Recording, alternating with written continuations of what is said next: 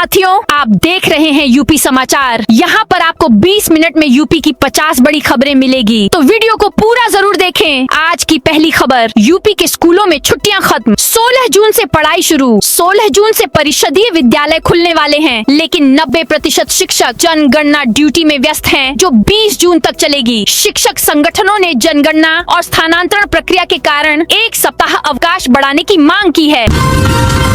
Saver airport के लिए जमीन देने वाले किसानों से मिलेंगे सीएम। नोएडा इंटरनेशनल एयरपोर्ट जेवर से लखनऊ के बीच शुरू हो रही पहली फ्लाइट में 15 जून को 170 किसान यात्रा करेंगे। सेवर विधायक धीरेन्द्र सिंह इन किसानों को लखनऊ ले जाकर मुख्यमंत्री योगी आदित्यनाथ से मिलवाएंगे। ये वे किसान हैं जिन्होंने एयरपोर्ट निर्माण के लिए अपनी जमीन दी थी। लखनऊ में किसानों के लिए स्वागत और मुख्यमंत्री के साथ संवाद कार्यक्रम प्रस्तावित है। इसके बाद किसान शाम को विमान से वापस जेवर लौटेंगे।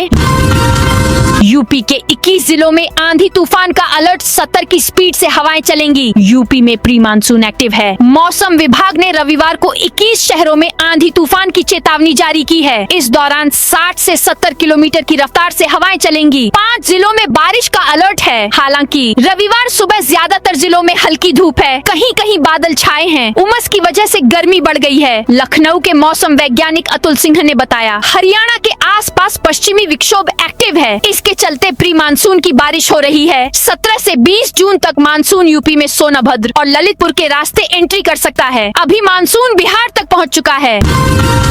राम मंदिर सेवादार केडी तिवारी बोले, मैं चोर नहीं, दान के गहने लेकर रसीद देता था। अयोध्या राम मंदिर में चढ़ावे के 7 करोड़ रुपए की चोरी के दावे का मामला तूल पकड़ता जा रहा है। शासन ने आरोपों की जांच करने के लिए 3 सदस्यीय SIT बना दी है। वहीं चोरी के दावों के बीच सेवादार कृष्णदेव तिवारी उर्फ केडी सामने आए। केडी ने अपने ऊपर लगाए गए सभी आरोपों को सिरे से खारिज कर दिया। केडी तिवारी ने कहा, मेरी जिम्मेदारी केवल मंदिर परिसर में श्रद्धालुओं के दान किए गए सोने चांदी के गहनों, अन्य आभूषण और रत्नों को जुटाना था। गहनों को तौलकर दानदाता को रसीद देने का काम था। फिर उन गहनों को ट्रस्ट के जिम्मेदार अधिकारियों तक सुरक्षित पहुंचाने की जिम्मेदारी थी। इसके आगे उन गहनों के साथ क्या प्रक्रिया अपनाई जाती है, इसकी मुझे कोई जानकारी नहीं है।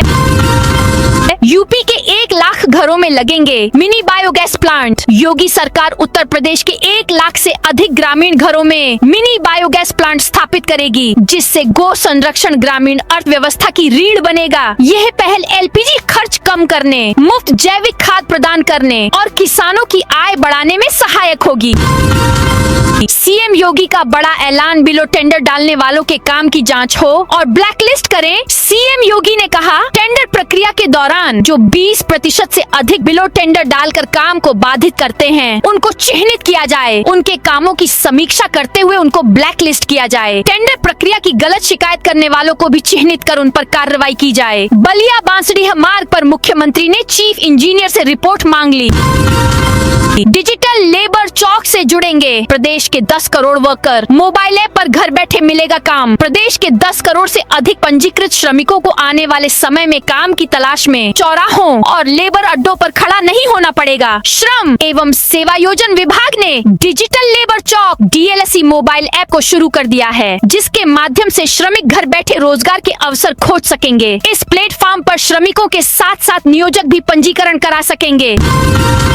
यूपी के सरकारी स्कूलों में शिक्षकों की कमी होगी दूर, सरप्लस टीचर्स का एडजस्टमेंट शुरू। प्रदेश के राजकीय माध्यमिक विद्यालयों में शिक्षकों की कमी दूर करने के लिए माध्यमिक शिक्षा विभाग ने सरप्लस शिक्षकों के समायोजन की प्रक्रिया शुरू कर दी है। विभाग का लक्ष्य जून के अंत तक समायोजन पूरा कर छात्र शिक्षक अनुपात को संतुलित करना है, ताकि जुलाई से नए शैक्षणिक सत्र में विद्यालयों में पढ़ाई प्रभावित न हो। केंद्रीय मंत्री BL वर्मा की बेटी की मंडप रस्म। आज भारतीय सेना में कैप्टन से हो रही शादी। केंद्रीय राज्य मंत्री BL वर्मा की बेटी दीक्षा वर्मा की शादी की मंडप की रस्म रविवार को बदायूं के उजानी में हो रही है। मंडप रस्म के लिए APS इंटरनेशनल स्कूल परिसर को सजा दिया गया है। सफेद कलर के फूलों और झूमर से मेन गेट को सजाया गया है। मंडप की रस्म में 200 से ज्यादा खाने के आइटम रखे गए हैं। मौके पर सुरक्षा के लिए भारी पुलिस फोर्स को तैनात किया गया है।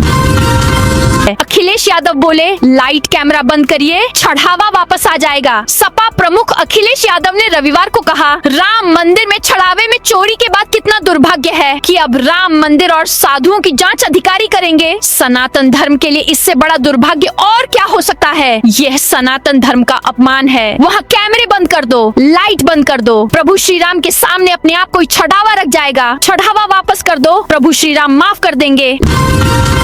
लखनऊ में एनएसयूआई कार्यकर्ताओं और पुलिस में झड़प। लखनऊ में एनएसयूआई कार्यकर्ताओं और पुलिस के बीच जोरदार झड़प हो गई है। इस दौरान एक कार्यकर्ता बेहोश हो गया। उसे 4 से 5 साथी हॉस्पिटल ले गए। कार्यकर्ताओं ने आरोप लगाया कि पुलिस ने सिर पर लाठी मारी, जिससे उनका साथी बेहोश होकर गिर पड़ा।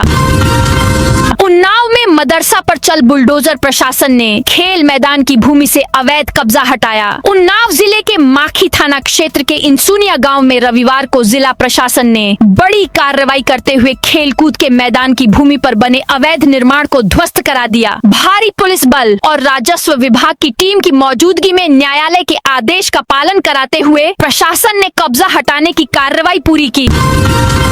शामली के आयुष मलिक की जल्द होगी घर वापसी। मेरठ की चौधरी चरण सिंह विश्वविद्यालय में सेवा संस्थान की ओर से धर्मांतरण विषय पर एक कार्यक्रम का आयोजन किया गया, जिसमें योग साधना आश्रम के पीठाधीश्वर स्वामी यशवीर महाराज पहुंचे। यहाँ उन्होंने दावा किया है कि शामली धर्मांतरण प्रकरण से जुड़े आयुष मलिक की जल्द ही सनातन धर्म में वापसी होगी। उन्होंने कहा कि सनातन समाज के लोग लगातार आयुष से संपर्क में हैं और उसे समझाने का प्रयास कर रहे हैं। मेरठ में प्री मानसून बारिश से जल भराव, करोड़ों खर्च के बाद भी गंभीर स्थिति। मेरठ में प्री मानसून की पहली बारिश ने शहर को जलमग्न कर दिया। गलियों और मोहल्लों में पानी भर गया, जिससे लोगों को भारी परेशानी का सामना करना पड़ा। नालों की उचित सफाई न होने को इसका मुख्य कारण बताया जा रहा है। मेरठ शहर 2 प्रशासनिक क्षेत्रों, नगर निगम और छावनी परिषद में बटा हुआ है। हालांकि दोनों ही विभागों में साफ सफाई की स्थिति गंभीर बनी हुई है। सफाई के नाम पर करोड़ों रुपए का बजट खर्च होने के बावजूद जमीनी हकीकत निराशाजनक है। प्री मानसून की इस बारिश ने एक बार फिर इन दावों की पोल खोल दी। राम मंदिर प्रकरण में निष्पक्ष जांच रिपोर्ट देगी एसआईटी। वाराणसी में पुलिस महानिदेशक राजीव कृष्णा ने कहा कि अयोध्या के राम मंदिर के चढ़ावे में कथित गबन और हेराफेरी की जांच के लिए राज्य सरकार ने 3 सदस्यीय एसआईटी का गठन किया है। चढ़ावे और दान में कथित गबन के मामलों की जांच के लिए गठित एसआईटी अपना काम कर रही है। यह टीम मामले की निष्पक्ष जांच कर रही है और सरकार ने अपराधियों के खिलाफ जीरो टॉलरेंस की नीति अपनाई है। लखनऊ कमिश्नरेट में 3 एसीपी के कार्यक्षेत्र बदले। पुलिस कमिश्नरेट लखनऊ में रविवार को 3 राजपत्रित पुलिस अधिकारियों की नई तैनाती के आदेश जारी किया गया। जारी आदेश के तहत एसीपी रजनीश वर्मा, अभिषेक कुमार पांडेय और उदय प्रताप सिंह के कार्यक्षेत्र में बदलाव किया गया है। अब तक कृष्णानगर के सहायक पुलिस आयुक्त के रूप में तैनात रजनीश वर्मा को नई जिम्मेदारी देते हुए एसीपी हजरतगंज बनाया गया है। राजधानी के सबसे महत्वपूर्ण और संवेदनशील क्षेत्रों में शामिल हजरतगंज जोन की कमान अब उनके हाथों में होगी। हनुमानगढ़ी दान चोरी प्रकरण पर महंत बोले, दोषी नहीं बचेंगे। अयोध्या की हनुमानगढ़ी के महंत बाबा बलराम दास ने मंदिर में सामने आए दान चोरी प्रकरण में इसे श्रद्धालुओं की आस्था पर चोट बताया है। उन्होंने कहा कि यह केवल चंदे की चोरी नहीं, बल्कि भगवान को समर्पित दान और भक्तों के विश्वास की चोरी है, जिसे किसी भी परिस्थिति में स्वीकार नहीं किया जा सकता। कानपुर में बिकने जा रही 5 शत्रु संपत्तियां, 13 करोड़ में नीलामी की तैयारी। कानपुर की 5 शत्रु संपत्तियों को 13 करोड़ में नीलामी की तैयारी है। जांच कमेटी ने एक संपत्ति का वैल्यूएशन करके रिपोर्ट सौंप दी है। इन संपत्तियों का क्षेत्रफल 1922 वर्ग मीटर है। वर्तमान सर्किल रेट के हिसाब से संपत्तियों की दरें तय की गई हैं। अब कस्टोडियन की सहमति के बाद इन संपत्तियों को नीलाम किया जाएगा। बिजली विभाग से घर घर पहुंचेगी चेकिंग टीम। उत्तर प्रदेश के मुरादाबाद में बिजली विभाग की चेकिंग टीम घर घर पहुंचेंगी। प्लान तैयार है। जिले में बिजली चोरी पर पूरी तरह से अंकुश लगाने के लिए बड़े अभियान की तैयारी है। इसके बाद से जिम्मेदार अधिकारी हरकत में आ गए हैं। बिजली चोरी करने वालों पर शिकंजा कसने की तैयारी शुरू कर दी है। इसके लिए जल्द ही टीमों का गठन कर कार्रवाई की जाएगी।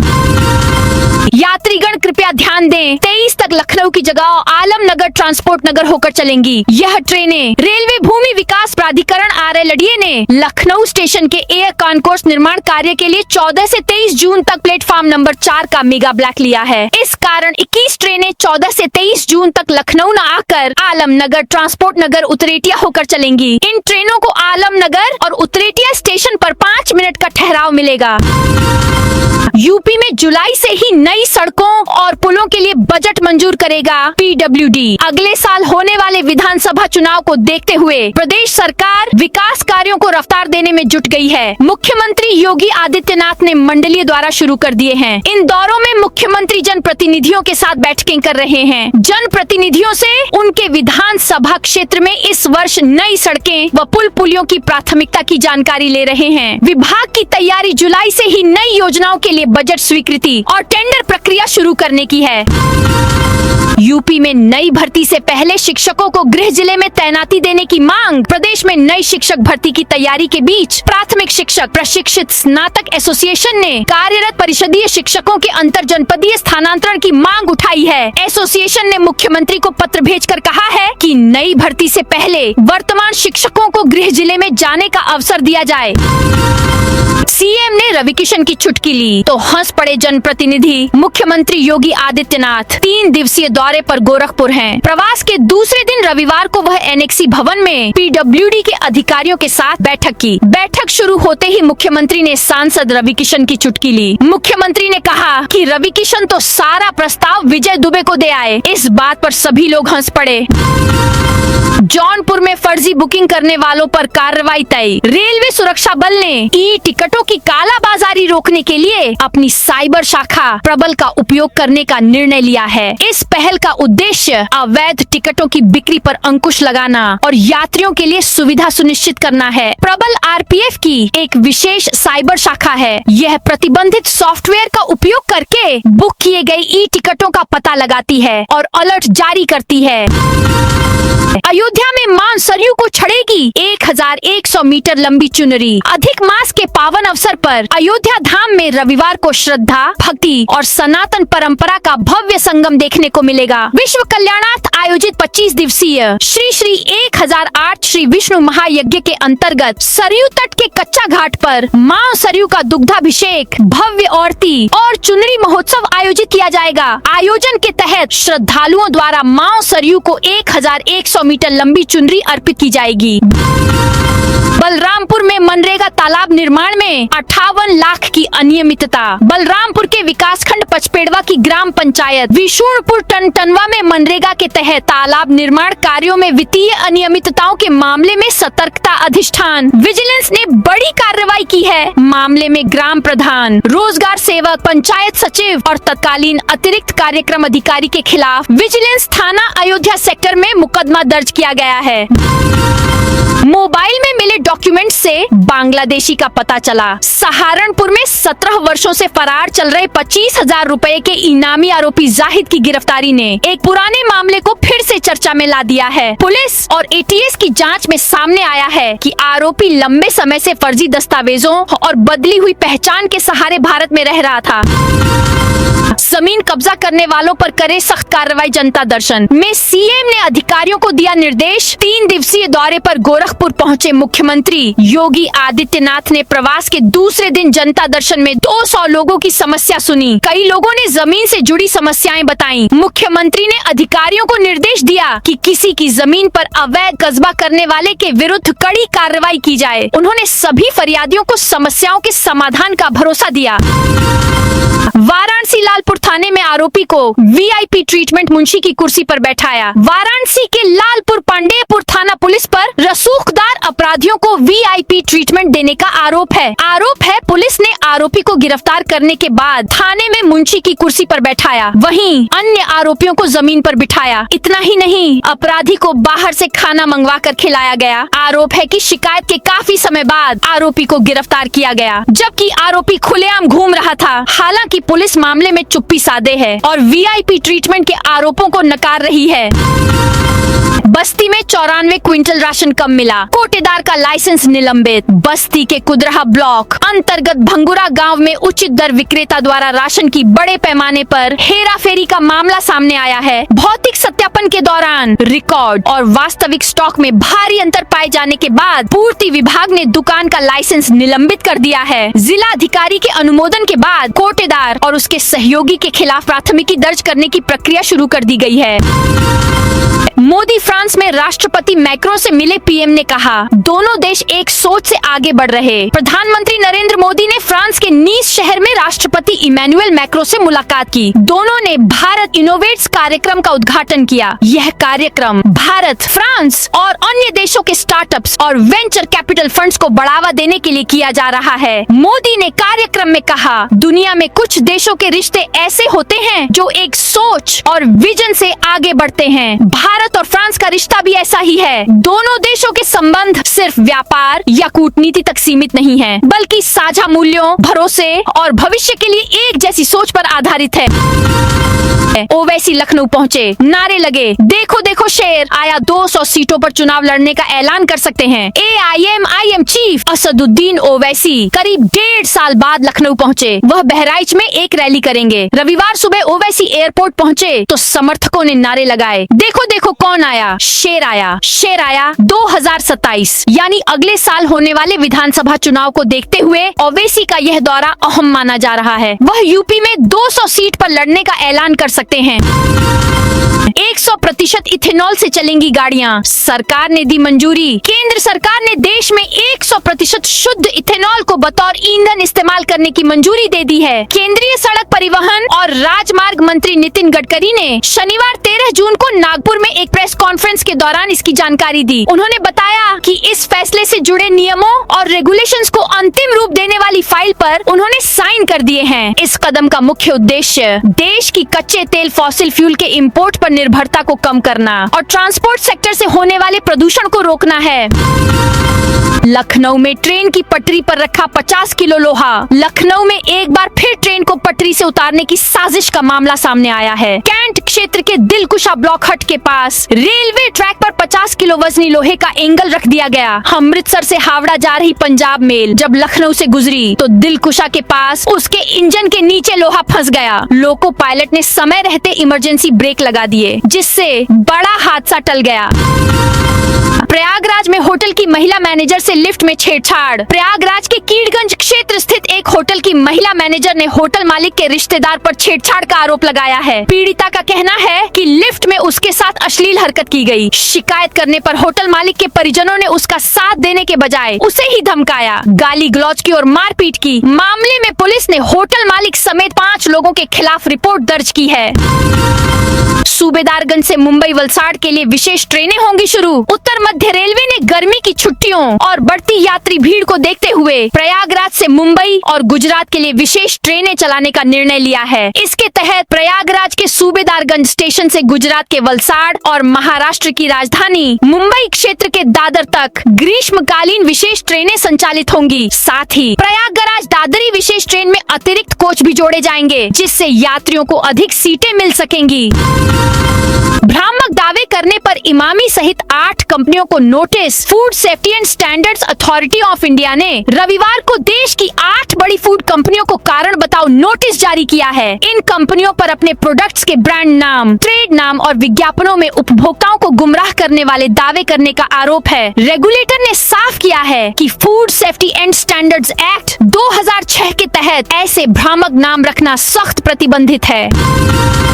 दाल मंडी में 13 नए मकानों पर चलेगा बुलडोजर। वाराणसी के दाल मंडी क्षेत्र में नगर निगम और विकास प्राधिकरण की ओर से चिन्हित भवनों के खिलाफ ध्वस्तीकरण अभियान रविवार को शुरू हो गया। कार्रवाई की शुरुआत मकान संख्या C के 43/119 और C के 43/115 से की गई। 6 मकानों को बुलडोजर और पोकलैंड मशीनों की मदद से तोड़ा जा रहा है। आज कुल 13 नए मकान पर बुलडोजर एक्शन होगा। इसके लिए एक दिन पहले शनिवार को मुनादी कराई गई थी। सभी मकानों को खाली करने की नोटिस पहले ही दी जा चुकी है। इनमें नगर निगम द्वारा अति जर्जर घोषित 5 मकान हैं और वीडी द्वारा अवैध घोषित 9 मकान हैं। दाल मंडी ध्वस्तीकरण में अभी तक 132 मकान तोड़े जा चुके हैं। तो दोस्तों, ये थी आज उत्तर प्रदेश के सभी जिलों की दिन भर की ताजा और बड़ी खबरें।